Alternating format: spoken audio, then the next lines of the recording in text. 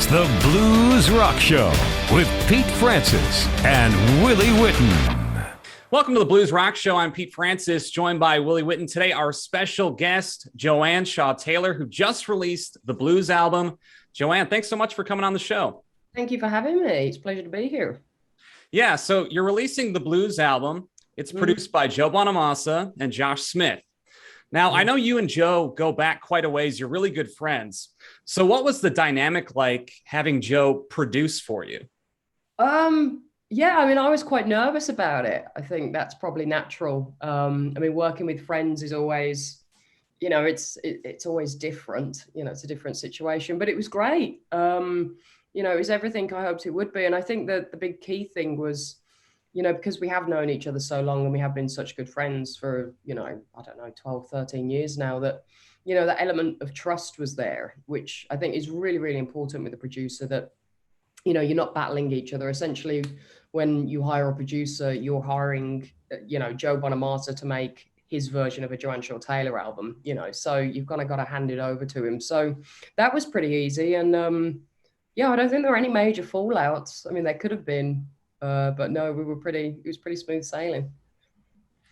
So when I take a look at the album, one of the things that I hear, and also Joe had spoken about, was that this time through, he really wanted to put your voice at the forefront. Now, you've sung so much in the past that it's nothing new to you, but was that something that you wanted to do as well? Do you feel more comfortable having the guitar out in front or your voice out in front? And how was that different on this album as far as what you were focusing on?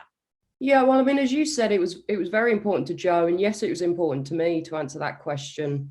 When I think of blues music, I mean, we talk so much about how prominent the guitar is in, a blues song. But, if you look at those guys, B.B. King, Freddie King, Albert Collins, all the greats, they were brilliant singers, I mean, B.B. King could have been a professional singer if he'd never have played guitar. So for me, it's always been important that the vocal is as strong as the guitar, because for me, that's really what sells the song and sells the emotion of the song. I think Joe was more coming from a point of view where I think he thought I'd been quite comfortable and hadn't pushed myself too much, which again goes back to knowing me so well as a person. I think he knows I can be a bit insecure about certain things. And, he was very adamant that he wasn't going to let me be insecure on this, and he was going to, push me as much as I would allow him to push. So yeah, I think it was important to both of us. But yeah, for me, it's always been 50-50. I don't think you can have a good song without a good lyric. I don't think you can, get across a good lyric unless you're performing it well. And obviously blues is kind of linked to guitar playing. So I think you need all kind of three, really. With this being a covers album, were any of these tracks, were you sitting on any of them for a long time and said, I really want to cover this song? Yeah, I did. I mean, because this has been an idea of mine for years, really. And I think I was really waiting for my vocals to kind of catch up to my guitar playing, to feel that I could really sell it. So yeah, I'd been compiling songs for a while, and a couple of them, so Can't You See What You're Doing to Me, which is an Albert King cover, and Keep Loving Me, which is Magic Sam version, I'd been performing in my set when I was as young as 14.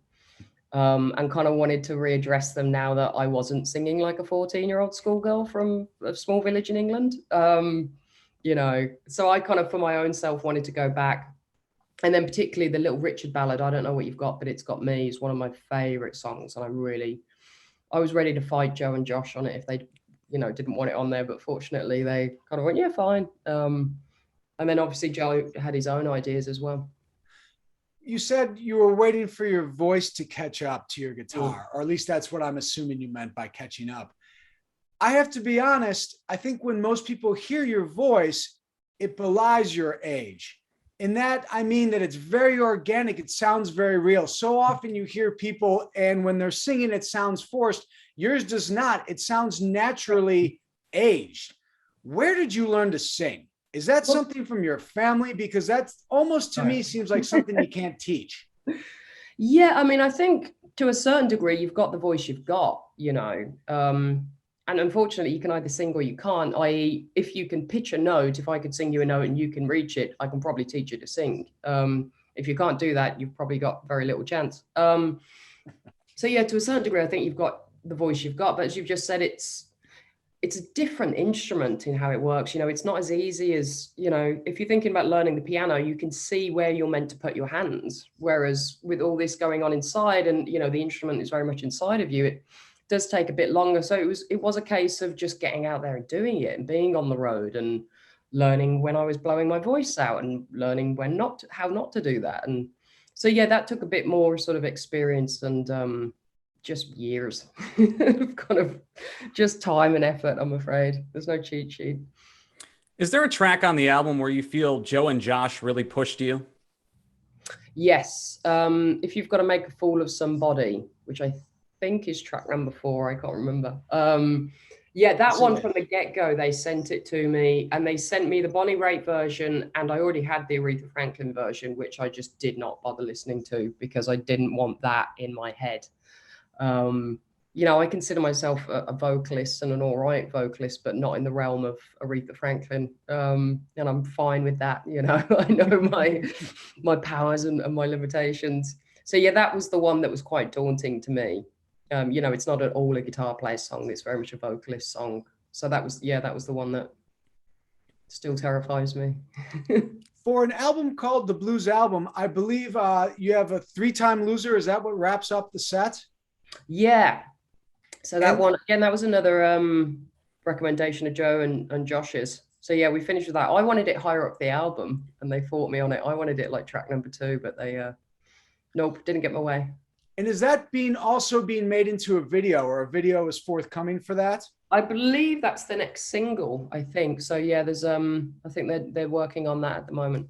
And they've chosen that, or you've chosen that as a team, you've chosen that for the blues album. Is that Dan Seals? I feel like that's a little more of the country, if I'm not mistaken. No, I think the version we ended up doing was it Eddie Floyd or Wilson Pickett? So it worked out pretty well. And there was a Bonnie Raitt version, but I've never heard it. So, it kind of ties in nicely, and it's a good way to end the album, I think. Okay. Joanne, one of the cool things you have coming up is the Allman Family Revival, and they're playing 18 dates. How did you get involved with that? Devon reached out to me, Devon Allman, who I've toured with before and has been a good friend of mine. We used to be on the same record label, Roof Records, out of Germany, and, our paths have kind of mixed a lot through various festivals, and we've become good friends. And I toured with him in 2019, I think, before all this began. And he actually offered me, I think that year, some dates, but I couldn't do them because I was going back to the UK. So again, he phoned this year and asked me if I'd be part of it. So I jumped at it. But yeah, super excited. The list of names they've got on it just looks fantastic. And it's, going to be a really good way to get back to touring. Good fun, I think. Yeah, when you get to jam with people like Robert Randolph, Samantha Fish, Kenny Wayne Shepherd, all these great artists that are going to be there. I mean, just how fun is that? Oh, it's brilliant. And I mean, also at this point in the game, I know most of these people pretty well and can call them friends, so I'm elated that Sam's doing it because we never get to do too much together. Usually if there's one woman on the bill, that's usually about the extent of it. So the fact that, I get a girlfriend out with me for a few dates is great. Kenny, we saw recently in Nashville, so I'm looking forward to seeing him. I haven't seen Robert since we were locked on a cruise ship together before COVID. So that'll be a good sort of meeting. So yeah, it's just, it's great fun. You don't usually get the chance too much to work with other artists unless it's a festival or something like this. So when it's such a big group, how do the dynamics work? Is it something where the planning is sort of set because you can't have everyone flying on at one time? Is it set sort of, hey, these are our time periods, or is it very much fly by the seat of your pants and you're making decisions as you go for each given show? Well, I mean, I haven't spoke to Devon too much about it yet, but I've been given kind of a rough outline of kind of how he wants it to work. And it sounds like for this particular event, it's kind of a bit of both, really. I think you've got to have some structure there. Unfortunately, everyone's at the same sort of level where they've been around the block a bit and they know that, no one's going to be trying to step on anyone's toes.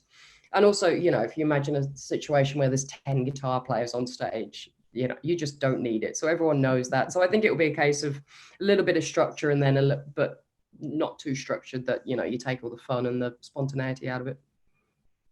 Joanne, when you look at the state of blues rock right now, who are some artists that you think deserve more attention that more people need to hear? It's a difficult one for me because I have to be honest, I don't keep up with the genre too much. I think because it you know, it's so much of my life making music, and particularly this type of music, that when I get away from it, I kind of get away from it. So I mean, everyone, you know, Eric Gales, I would love to see. He seems to be doing really well, and I think, as most people are concerned, he's probably the greatest guitar player of his generation. You know, he really And also is. working with Joe and Josh. Yeah, so I'd love to see him. He seems to be stepping up more. Joanna Connor, who's also worked with Joe and Josh, who, you know, for me as a young girl playing, there weren't really that many females on the scene. You know, there's Joanna and Deborah Coleman, who's no longer with us, unfortunately, who I got to work with, Sue Foley. So to see Joanna, who's a monstrous player, and, you know, it was really good for a young female to see a girl playing, not playing like a girl, just playing guitar. And she's, you know, the queen of it. So, you know, Joanna. But yeah, I mean, as little as I know about it, the scene seems to be in pretty good shape, I think. So then I guess the segue then, or the follow-up would be, so if that's not what you're listening to, what does Joanne Shaw Taylor listen to in her downtime if it's not the music that you play? The dreaded question. To be honest, I listen to a lot of jazz. Okay. Bella Fitzgerald, a lot of the Rat Pack. I mean, to be honest, if I'm off and kind of chilling, I'm usually reading a book. So it's, you know, Django Reinhardt and Ella Fitzgerald and something in the background. I love Clara Haskell, who's a classical pianist, particularly her work on Mozart. So yeah, I think, you know, and I still love, if I listen to blues, I listen to blues like Muddy Waters and, you know, Lightning Hopkins. But yeah, it's a bit of a, you know, if I listen to blues rock, I kind of get sucked into like, oh, I should go play guitar. I should go get to work, you know? So you kind of need that. That said, I listen to a lot of like Metallica and Rammstein. If I'm in the gym, I need something with a bit more power behind it. So you're based in Detroit now, but obviously you hail from the UK. What do you think are the biggest differences in the music scene here in the States and over in the UK? Well, I think the biggest difference, which was partially, you know, a lot of my reasoning for moving here, is just because how big the States is, you know, in terms of touring. It always, you know, shocked me as a kid. I remember going to Europe for the first time when I was 14, and it was amazing that we could drive into another country. You know, you're so isolated in the UK. You know, you've got to cross the ocean just to get anywhere. So, I mean, that's, you know, it is set up for touring here. You know, you can drive for 3-4 days and still not have covered, you know, too much ground in this country. So just the logistics. And because it's bigger, you know, the festivals, there's more varied festivals here. I think you would have to look at Europe landmass as a whole to be able to compare it to the US. Because again, the UK is, you know, when I was 17, I used to drive to Scotland and back in an evening, you know, like the bottom of the country to the top. So yeah, just sort of landmass and, you know, how big the audience is because of the population, I guess, is the big thing.